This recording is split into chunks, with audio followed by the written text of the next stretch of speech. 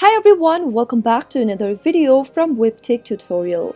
In today's episode, I'm going to show you how to silence notifications on MacBook Pro. So let's get started right away. There are different ways you can silence notifications on your MacBook Pro, so let's get to them one by one. The first step is by turning off notifications for a specific app. So in order to do that, go to the top left corner of your screen and click on your Apple logo and click on System Preference from the menu. Now, from the System Preferences option, click on Notifications and Focus. Select a specific application you don't want to receive notification from and uncheck the notification button at the top right next to Allow Notifications. So that was one way to turn off or silence notifications on your MacBook Pro using a specific app. Another way to silence notification is by enabling Do Not Disturb mode. So in order to enable Do Not Disturb mode, click on the Control Center icon at the top right corner, which usually looks like two sliders. Once you open up the interface, click on Focus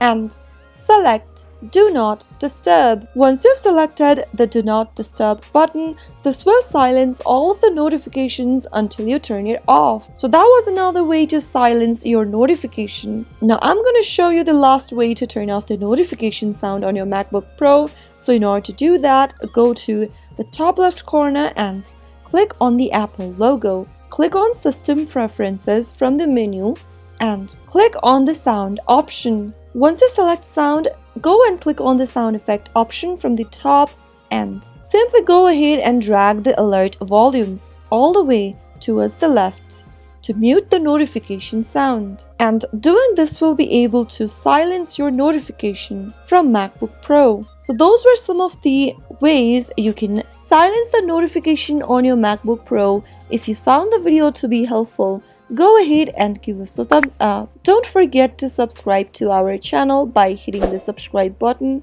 Also press on the bell icon so that you'll never miss another upcoming upload from us. I will be back again in the next video. Thank you for watching.